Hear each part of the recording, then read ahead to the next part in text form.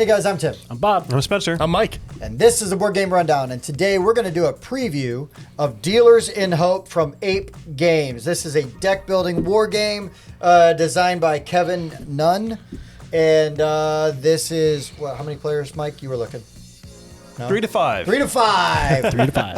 And it's going to say probably an hour and a half, 2 hours. 2 hours. 2 hours. 2 hours. I block out 2 hours. Sure. Yeah, at least. So in this game, basically, it takes place in the future. Europe is dissolving into chaos. The oceans are rising, and you are trying to lead your faction to be the new, ruler of Dealers in Hope. in Europe. Well, any ruler is a dealer in hope. That's what true. You're selling. That's true. We sell Selling hope. Follow me. That's right. Hope it's better. Me too. So in this game, you're going to have a hand of cards, usually 4, unless you have this person faction. which will give you a +1 hand size. So this game is very asymmetrical.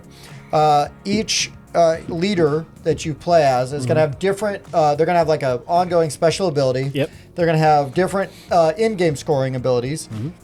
There's going to be winter scoring, and then final scoring. I think was the pretty same much the for same everybody, for at least everyone, in the yeah. prototype That we saw. This is a prototype, so we're going to not talk a ton about the components. I Right. will talk about some of the art because that looks pretty Yeah, good, that should pretty be- final. But for the most part, this is all a prototype.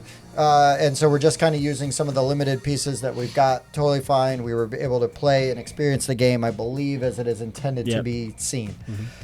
So in this game, on your turn, you essentially are going to have some small regular workers, which are represented by a cube, and then you'll have a grande worker. I'm going to use this disc as my big worker just to represent it. The big worker basically can just go where there's already a worker. Otherwise, you can only go where there's an empty Open space. spot, yep. So this is the action selection board. There's assault, reorganize, and train. As you can see, this one has a space for 1 worker, 2 workers, and then as many workers as you want. On your turn, you're going to place 1. You're going to do a thing. So assault 1 territory. So basically, you're just going to assault a territory adjacent to you. So if I'm red, I can declare an assault here, and I'm moving from there to there.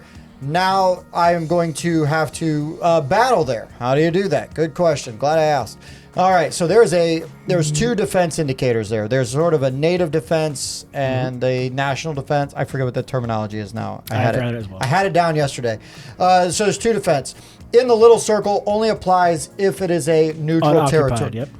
If it's the white shield is always that is always going to terrain. be its natural defense, right? Yeah. And then, but we'll get there in a second. So now I just need to beat that passive defense, the combined total. meet or exceed the combined total. So that would be a 4. I'd need to beat a 4. So I could do that by playing cards from my hand. There's 4 right there. That's a 2, a 1, and a 1. The little chevron on top is like the attack value. Is the attack value. Now, when I do that, I also now have this. I can use her ability. Draw 2 cards. If I do, put 2 cards on the bottom of my deck. The very cool thing is when you play, first thing you're going to do is you're going to select what action you're doing. Assault 1 territory. Now, I can choose to play my cards in whatever order I want. And when I play the cards, I am choosing which of the 3 icons I'm going to use while I'm playing them. Sometimes they don't always apply. You want to get that text ability on the bottom. Sure. And because for the most part, if I'm attacking, I'm only using the chevron. There's the chevron at the top for attack. There's the shield, which you would play for defense. And then there's the cross, which you would use to train cards to your deck. Yeah. So if I take the attack action, I'm doing the assault. Now, there's definitely different kinds of bonuses and things you Right. can do depending That's on what I was each gonna say. action. We're Yeah. not going to go into That minutia. break down every single one. But this one is you must assault 2 territories. But that's nice because that lets you go to 2 different ones in the same round. You can do more. Spread out. But you have to be able to do 2. You have to be able to do 2. In this one, you're going to assault Another player. and if you do it successfully, you get 2 victory points. Awesome, great. And then just assault a neutral territory only, as many as you want. Reorganize. So reorganize is very cool and very important. They all are. Dismiss up to 2 cards and. So dismiss is culling those cards from your deck. You're going to take 2 cards either from your hand or your discard pile and get rid of them. And they'll go either if they are your starting faction cards, which have a symbol on the bottom, they just go out of the game. If it is one of these cards, they just go to the bottom of their appropriate deck. Okay, so you would do this, and so gain the top 2 Spoils of War cards. Those are cards over there, and they're going to give you. They're going to go in your ready area, which means they're always there, available for you to play, and they're going to potentially give you an extra option. Yeah. So it could be extra defense, it could be extra attack, it could be extra buying power when you're going to train a card, it could be dismissing cards, all kinds of different things. But it's a one shot. But it's a one shot. You use it, it's gone. It goes to the bottom of that Dealers in Hope deck. Or Dealers in Hope, Spoils of War deck, right? And you go through. So that lets you do that right away. This is just dismiss 2 cards. So that means you could dismiss up to 4 cards if you want to do that. That's huge. Huge. And it's very important. This says up to 2 cards. So that could be 0, 1, or 2 cards for this one. Shuffle your discard pile into your draw pile. Also huge, because when your draw pile is empty, it does not refill on its own until the winter phase, which is after everybody's placed all their workers and everybody passes. Very different from a typical deck builder. That right. And then place 2 cards in your ready area. That's important because now, at the end of your turn, you're going to draw up to your full hand size. So now what I've done is I've got these cards out here. I can play them at any time, but they're here. They're ready. And then I can now draw more cards. You effectively increase your hand size. It's a nice way to increase your hand size. Yeah. Now, if you get to the end of the year and you haven't used these guys, they're getting discarded. Right. So use them or lose them, right? Right. And that's effectively the reorganize actions. Then there's train. Train 2 cards. You must train 2 cards if you do that, or you're going to get negative victory points. Now, you can train them from either the fixed market up here or the fixed market over here. Yeah. To buy a level 1 of any of these cards, you just pay the cost up in the top. There's a variety of costs depending on the card.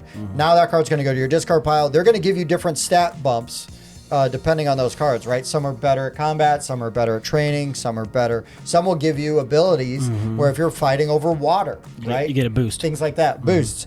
Now there are these upgraded level 2 versions of the cards. To do that, you must meet the prereq for that, and that would be to have, if I want to buy Then You Dive 2, I have to have this either in my hand or I've played it as part of my action to then get this one.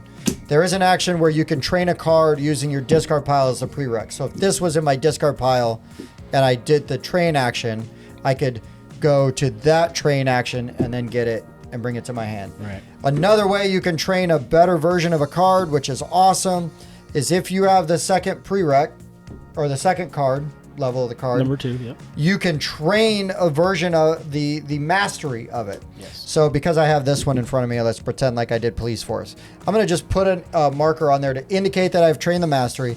I now get the master version of that card. And that is worth victory points, and some of them will give you an ongoing ability for the rest of the game.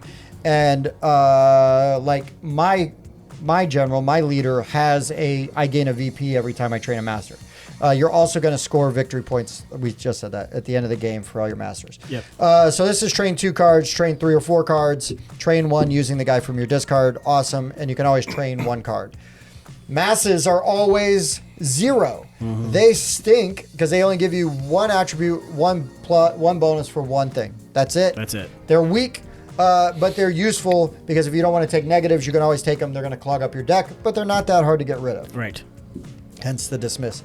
So once everybody is passed, and you can pass, and if I pass, Mike goes, Spencer goes, Bob passes. Well, now I can go again because not everybody passed. If everybody passes in a round, it ends the year. We go to winter. Yep. When you go to winter, you clear these out. You can discard as many cards from your hand. You draw up, and then you shuffle your discard pile.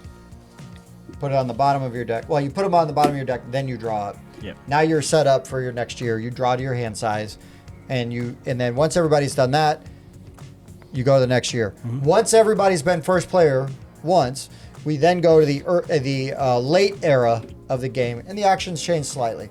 Again, we're not going to go through all of them. They're a little more. They're just different versions of the same actions. They will do different things. You're not dismissing cards. What you got? Yeah, they can actually be kind of cutthroat over there.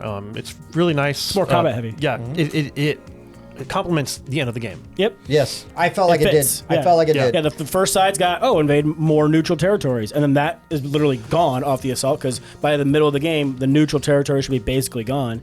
And then the rest is just spent assaulting. It's just everybody going after everybody else. Yep. And so that is more or less how you play the game. You're going to play, again, everybody's going to get to be first player once in this late era, and then it's victory points Yep. at the end of the game. Yeah. And as of playing the game right now, there's no tiebreaker Not that we saw. Not that we saw. in the rulebook. Because we could have used one. But again, this was we're playing prototype. Prototype. It's still coming to Kickstarter or crowdfunding. So it's not out yet, but that's fine. We got a very good feeling for the game and all that it offers. Yeah. So let's go around and share some of our thoughts about the game. Sure. Yeah. Bobby. Yeah. I was What'd hoping you you were think? here first. So I really enjoyed this one. I mean, it took a long time, and I was a little, not great about that because it did take us like 3 hours to finally get through, 3-4 hours. To get through. Right. But it was a lot of learning and trying to get through things. But man, this does some really neat stuff for a skirmish type of game. And all the players are so super asymmetrical. My guy really focused on getting masteries before he's able to get masteries. So like I literally mastered everything that I could. All 8 that are available, I was able to master all of them without having to get all the prereqs, and that was a lot of fun to try to do. I really like the art. I like how the cards like go together to create like a little panoramic Yes, the type second of one is thing. on the So background here. yeah, so Yes. if you combine the level 1 and the level 2, it makes the full picture. the full art. Right. Yeah, I think that's super cool. Something else that this does that's super interesting. So at the start of your turn, you're going to fill your hand back up. So maybe you had to defend some things, and so you've spent some of your cards, and you've only got 1 or 2 cards left. Where a lot of deck builders are like, well, my turn's kind of lame now. I've got 2 cards. No, you get to fill your hand at the beginning of your turn. You're going to take your turn, do all your actions, select the action you want, do all of your abilities that you can. Then you get a chance to discard any cards you don't want out of your hand, and they're going to fill your hand back up again before the end of your turn. So you basically are filling your hand twice. Yeah. Which they allow you to do because once your deck runs out, you're done until wintertime comes up. And like Yeah. I'm a huge I love to call my deck, right? I want it thin. I want to be drawing the cards I want when I want them. And so like I was just at the beginning dismissing all types of cards, and I realized like, oh my gosh, I don't have any more cards to draw. That's why you would want to shuffle your discard pile into your draw stack so you could keep going. And I had to do that a couple times because my deck was so thin. And by the end of the game, I think I had 3 cards left in my deck. Oh my I was just gosh. drawing the That's same ridiculous. cards over and over again. It was awesome. And then I got the card though where I could take whenever I gained a card, I put it at the bottom of my deck. So I was always just drawing the cards I just bought, and it was really cool to get all of those like combos for everything, like to activate off of each other and to get that synergy going. Yes. I could call my deck down, and then I was like, first I was getting rid of like my recruits, but then I got a card to let me turn my recruit into a veteran, and my veterans are even stronger. So it was like. It was just really neat and satisfying the way like that deck building engine worked for me. Like I really liked it. Like I said, a little longer than I hoped, but we're hoping maybe with like some more playthroughs it'll be cut down on some of that time. But I think the learning game just added a lot of time it did, to it. yeah. Because we are used to a lot of deck builders. Yeah. We love deck builders just as a whole. Yeah. And this just does a lot of things differently. slightly different, which is good. Totally. Yeah. The other thing that was really neat is in a 4-player game, you had the 2 little workers plus your big big one worker. that Tim was talking about. But then there's also another worker who's considered a small one, but it's like the first player marker. But it's an extra worker. So when you're a first player, you're basically getting an extra action, and then you're just passing that die around as the turns go around. And then once everybody's first player once, you flip this board over, you go through, you do it again. And that was a nice way to make sure that it was even, that everybody was first player the same number of times. And yeah, I Felt thought that very worked out fair. good. Yeah. And you very also fair. get that one big worker that can go where someone else already is. Right, so you're never That completely makes a big blocked difference. from a spot. You could always go there at least once. Yep. Yeah. Spencer, what'd you think? There is a lot to this game. It's comborific. I mean, so you said that those the masses are useless, except my character could sack a mass for me, and they then let were her buy things. Me too. And so I had an engine where I was getting rid of one, buying it right back, and getting a point. Just doing that Yeah, every just for turn. doing it. Yeah. And then I started to build that up, and I did not focus very much on doing this. I did a little bit. You did the least amount, and yet we tied. Yeah. And Varying strategies and oh yeah, Yeah. because I focused mainly on getting the points from the cards and from my combos and things. And so, I mean, yeah, it was. I loved it. Yeah. Another cool thing about here. Did you mention going over the water? Oh, go for it. Yeah. I didn't. So if I'm over here in Tunis and I want to attack, I don't know, Madrid, well, there's a 3 here in the water. No one can take over the water. You have to go through it. So instead of taking out the 8 here in Madrid, you have to take out the 8 plus the 3. So you now have an 11. And so you can actually do that. And I can say from here, you can actually, fight all the way over here if you really want to spend all the extra attack. Yeah. Yeah, I like that too. Yeah, and it could cause for some cool surprises. The cities here that have names have special abilities on them that can be actually useful. So many times in these games, those abilities are like, oh, okay. Yeah, it's fine. But this was like, you get an extra card in your hand from now on. Yeah, you can buy something every turn. And so even the starting cities, right? Oh, so the starting cities, which you cannot lose, which is nice. You always will have your capital. Also gives you yet another little taste asymmetrical of ability. asymmetry, and you can play as different ones every time.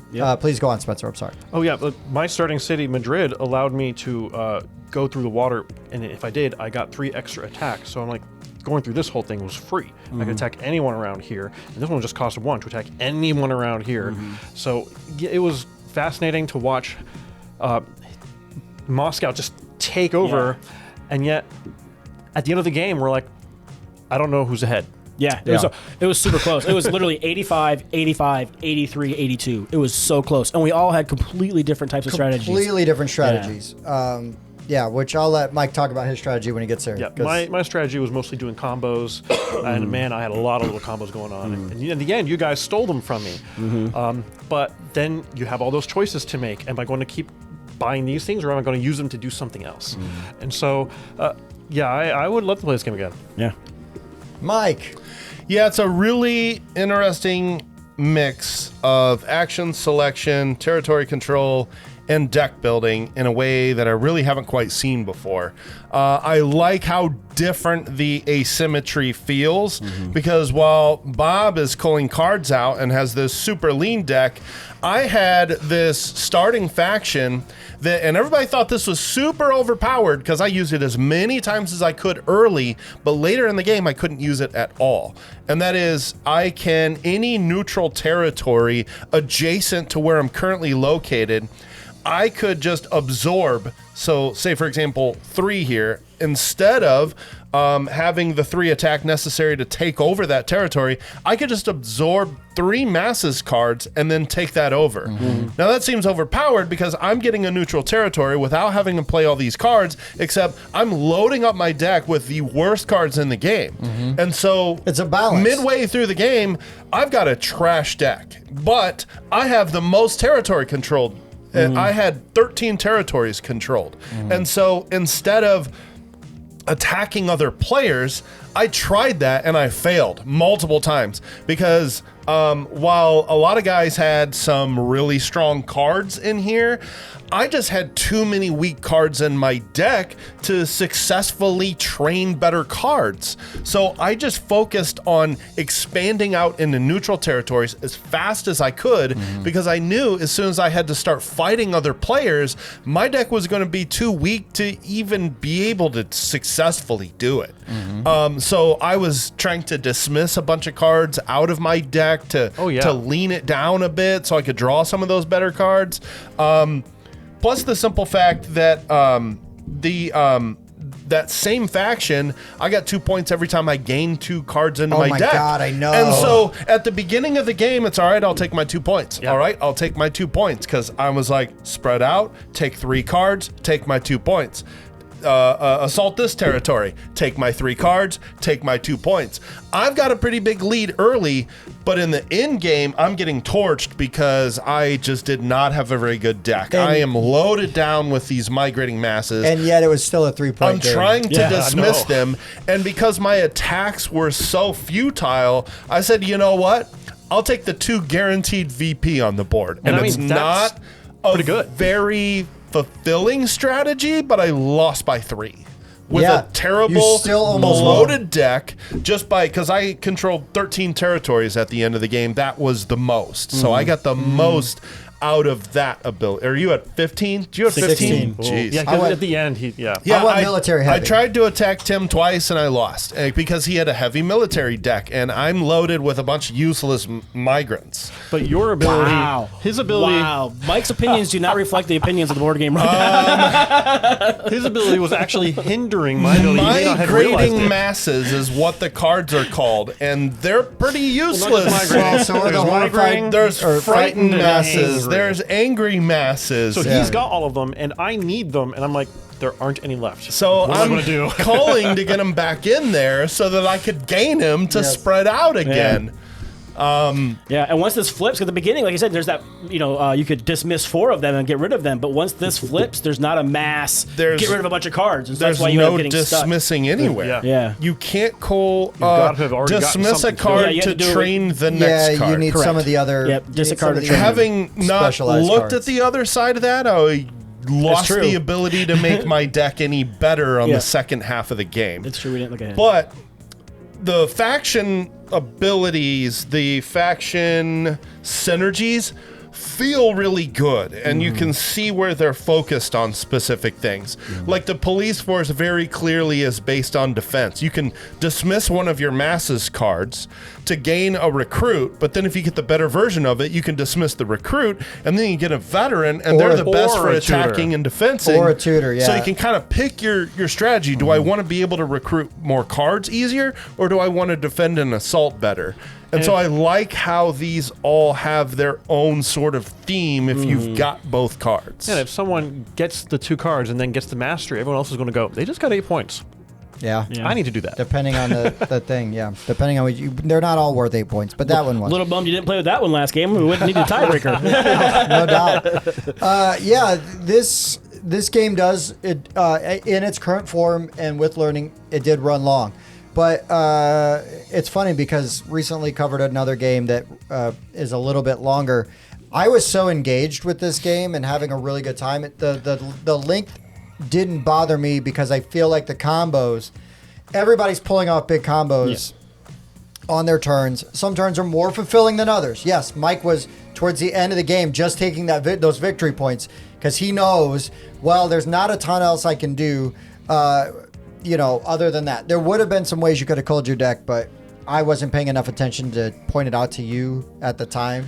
And culling the deck wouldn't have gotten me points. No, but it would have thinned Made your it deck more out, effective. made it so you could have been more effective in attacking. Because we were playing with some fanatics. Fanatics were the only ones I had in my deck with any military strength whatsoever, and They I got a didn't even good have military that many of them. Yeah, you needed a level 2 because they will let you cull cards and you get a Yeah. bonus for each card you cull.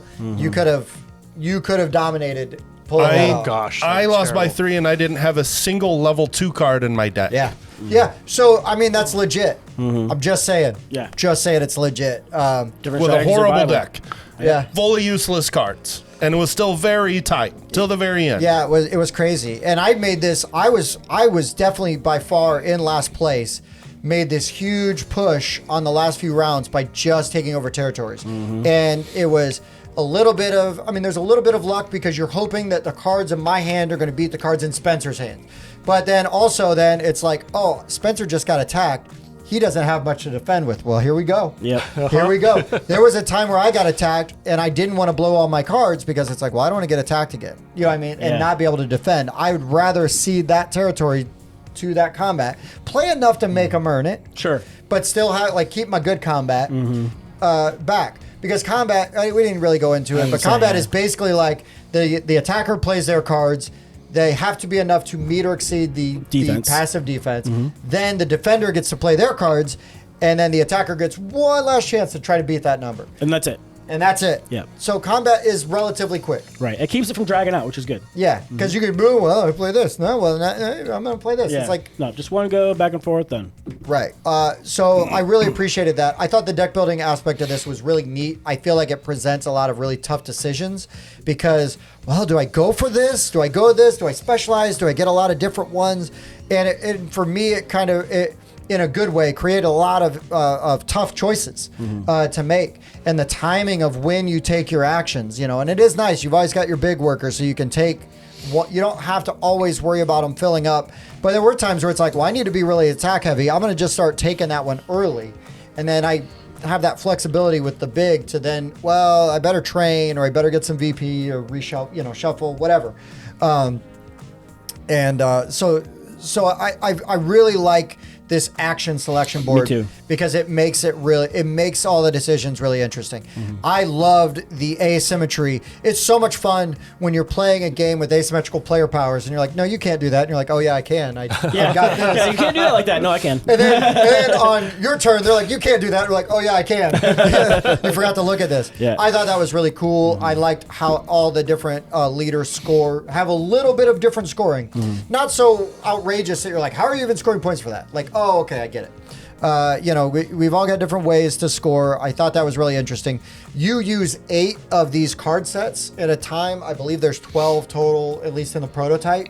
So when we set this up, I made a point to put out the 4 we didn't see when we played. Sure. Yep. So just to make it even more interesting, right? And like see these different abilities and the different combinations of the cards that you add are just going to create different things. 12. How many more are there that are not in use? 4 more that aren't in use. Not these, because I didn't pull out enough. But anyways, so there's all these other different combinations that are going to give you variable plays. The start cities are really interesting, and you draft those just like you draft which leader you want to play as. And then the prize cities are very useful. I specifically went after a prize city just to stop Spencer from doing combos and to basically steal that away from him. Yeah. Because it's like, well, I need to attack him. Plus, that's helping him to gain points every turn. Yeah. So and it wasn't even like I needed it for my strategy. I just needed it to slow him down. And I was fortunate enough to have built up a military style deck where I was able to just kind of go. I knew when I went into a fight, I was probably going to win because I didn't lose a battle. Damn. Not in a battle when I attacked. Wow. But I had built my deck to do that. So heavy to do that. Now, I didn't win. I lost by 1, right? 2. 2. I lost by 2. I mean, I was in it. Still I felt pretty good. Yeah. And I had spread out and taken so many territories because it's like, okay, because at the end of the game, had you taken one points. More territory, the 2 points would have been enough to tie you with me. I could have been up to the So funny.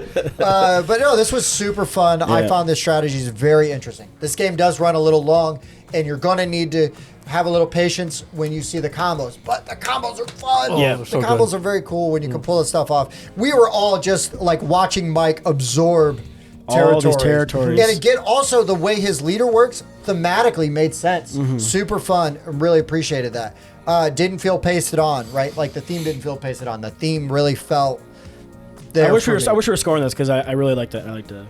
Yeah, we're not going to score it right now because it is we don't score them in prototype. previews because this isn't a finished version of the game. Right. But we're going to give Things can recommends. change. We're going to give recommends and not recommends, right? Yeah. Based on that. That's true. Or various levels of recommends, I'm going to guess in this case. Speaking of which, I have, since this is not a finished copy, I do have a recommendation for the publisher. Go for it. Because clearly the board can change, as you can see by the dead space here. Right. I'm really hoping that there are some changes made to the scoring track. Don't end on 65. There's lots of room here to make these changes. Don't end a scoring track on a 5. And I have the same issue when I play Ethnos. The Ethnos scoring track goes up to 60. So when someone's at 20, you're like, what, you have 120? No, I have 80. So if you're at 20 here, how much do you have? 120? No, I have 85. It was very confusing. That was Just confusing. in the score track on a nice round number, 50, typically 100. a 0, but a 50, token has a 60, plus 50. 70, 80, 90, or 100 is all better than ending on 65, because if you go over 65, it's not obvious looking at it how many points you have, and that's the whole goal of a scoring track. So I hope that change is made. I will say also, 100% every piece of the artwork on all these cards I loved. I loved all the artwork. The artwork on the cards. On the cards was really cool. I thought it was really neat. yeah. I really appreciated that. Like we said earlier, when you have the level 1 and the level 2, it creates sort of this panorama, Yeah, I'm a which sucker is for the that. full version of like what you see on the mastery card. So all of that stuff really cool. I mean, you don't need to know a ton of icons. You know? Yeah, 3. And I don't mind needing to know a ton of icons, but it does make the No game a lot PhD easier. required. A lot easier to teach, right? And- it's and very straightforward. These guys are actually useful to buy. even Very in the late useful. game. Yeah. I was going up on tutors because I was like, oh, you're going to attack me? There's 3-3-3. Okay, Yeah, good lots luck. of defense. Right. Yeah, the static market felt really good because it's not like, well, I was going to buy that, but then you took it. We Right. did run out of Masters cards because we had That two was Mike's guys fault. that were just plowing through them. But I also was kind of like, well, good. I don't want them. But no, it made for very interesting gameplay in a very positive way, in a very positive experience. So since this is a preview, we're gonna just go around and recommend this, or say why we would or would not recommend this game, and maybe who it's for. Right? Okay. I would recommend this game, especially if you like skirmish types of games, or like an Axis and Allies, or any kind of a war game. If you like deck builders, this is super. I would check this out because it does some really interesting things that deck builders typically don't do. The whole you don't shuffle in right away until you are the winner. Super interesting, but they give you the option to do it like on the reorganize. So those are the people it's for: deck builders, skirmish players. Check this out. Yeah, it's good. Spencer. I highly recommend this game if you're in the hobby. You've played these games. You can do heavy games because this is a heavier game because it does so many different things at once. If you haven't seen these mechanics before, trying to wrap your brain around all of them at once is just not going to be fun. So, not a recommend if you like light games. Yeah. Yeah, not a Definitely gateway game. That's not fine. a gateway No, game. That's right. But very much recommend if you want medium or heavy games. Yeah. When you have 8 masteries unlocked, it's hard to remember how to trigger all of them. Yeah, I know. I know you feel so sorry Boy, for me. it felt terrible for you. How about you, Mike? I don't think there's a lot of games that combine territory control with deck building. I'm aware of 2 that I've played, and that's Tyrants of the Underdark and Path of Light and Shadow. And both of those offer a very unique and fresh take into the deck building genre, and I think this one does the exact same thing. I really appreciate the different style of the factions here. I can clearly see what these 2 cards of the online intel are pushing me towards, and draw 2 cards, draw 3 cards. Just getting your whole deck played in a whole hand, these cards will allow you to do that. If you want to go with a military strategy, you're gonna want police force, and you're gonna want naval superiority. I just really appreciate how the different factions of cards push you into a specific strategy. So if you're a fan of deck building with territory control and you don't mind that step up from a medium light game, I think this is one you should check out. Yeah, this just checks a lot of boxes for me. I love deck building games. I love territory control games. But, as pointed out, you could win without really being the best at controlling all the territories. I controlled the most territories. Still lost. I mean, it was close.